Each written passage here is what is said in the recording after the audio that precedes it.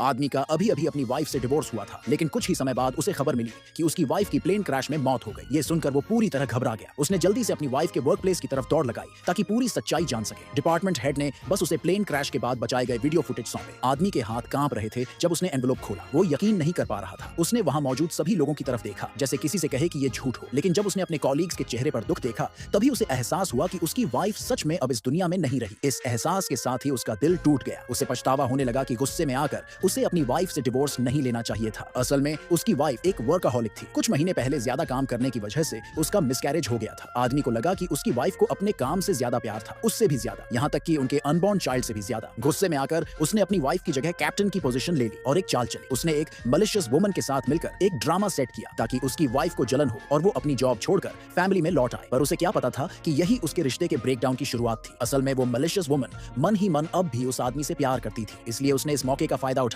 उनके रिश्ते को पूरी तरह खत्म कर दिया। उसने सबके सामने खुलेआम कहा कि डिवोर्स के बाद वो आदमी से शादी करेगी और जल्द ही उनका मैरिज सर्टिफिकेट भी बन जाएगा। जब दूसरी औरत ने ये सुना तो उसने आदमी से सीधे सवाल किया कि ये सब क्या हो रहा है। आदमी ने अपने आसपास खड़े कॉलीग्स की फुसफुसाहट सुनी और खुद को एम्बैरेस्ड महसूस किया। उसने महिला के सवाल का जवाब दिया और बिना कुछ बोले वहां से निकल गया। उस रात महिला घर लौटी और दीवार पर टंगी अपनी वेडिंग फोटो को खाली नजरों से देखने लगी। तभी उसकी ग्रैंडमदर का फोन आया। दादी ने उसकी आवाज में कुछ गड़बड़ महसूस की और उसे दिलासा देने लगी। उसने कहा, ये तुम्हारा खुद का फैसला था कि तुमने इस आदमी से शादी की। औरत को टॉलरेंट बनना सीखना चाहिए। फोन काटने के बाद उसने अपना फोन उठाया और हस्बैंड को मैसेज किया, लेकिन उसे पता चला कि उसने उसे ब्लॉक कर दिया है। इस पल उसे एहसास हुआ कि उसका हस्बैंड सच में उसे छोड़ चुका है। अगले दिन उसका हस्बैंड वापस आया। उसने बताया कि डायरेक्टर ने उसकी पोजीशन वापस दे दी है, लेकिन वो चाहता था कि उसकी वाइफ रिजाइन कर दे। ये सुनकर महिला बहुत दुखी हो गई। उसे समझ नहीं आया कि उसका हस्बैंड उसके वर्क को सपोर्ट क्यों नहीं कर रहा, लेकिन आदमी को कोई फर्क नहीं पड़ा और वो जाने लगा। इस पर औरत ने उसे रोक लिया और पूछा, क्या तुम अब भी मुझसे प्यार करते हो? आदमी ने बिना किसी झिझक के कहा, नहीं। अब औरत ने भी प्रिटेंडिंग करना छोड़ दिया और साफ कह दिया कि वो रिजाइन नहीं करेगी। इस फ्लाइट के बाद वो डिवोर्स ले लेंगे। आदमी ने बिना कोई इमोशन दिखाए जवाब दिया। असल में वो दोनों बचपन के प्रेमी थे। औरत ने अपने हस्बैंड के करियर के लिए कैप्टन बनने का फैसला लिया था। उनका साथ उड़ने का ड्रीम तो पूरा हो गया, लेकिन उनका रिलेशनशिप खत्म हो गया। तभी वो मलिशियस वुमन काम के बाद आदमी को लेने आए। बिना कुछ कहे वो उसे लेकर जाने लगी। इस पर औरत ने पीछे से आवाज दी, शाम 3 बजे हम डिवोर्स पेपर वर्क के लिए मिलेंगे। ये कहकर वो चली गई, लेकिन आदमी ने कह दिया कि उसे कुछ काम है, वो नहीं आ पाएगा और डिवोर्स बाद में देखेंगे। जब औरत घर पहुंची तो उसने देखा कि उसके पति की मां पहले से वहां मौजूद थी। उसका मकसद था कि वो औरत को अपने बेटे से डिवोर्स के लिए मना ले ताकि वो मलिशियस वुमन उसकी जगह ले सके। जब औरत चुप रही तो उसकी मदर इन लॉ उसके सामने घुटनों पर बैठकर भीख मांगने लगी। इसी मोमेंट पर आदमी घर आ गया और उसने ये सीन देख लिया। उसने गुस्से में औरत को धक्का दिया और अपनी मां को उठाया। औरत कुछ एक्सप्लेन करना चाहती थी,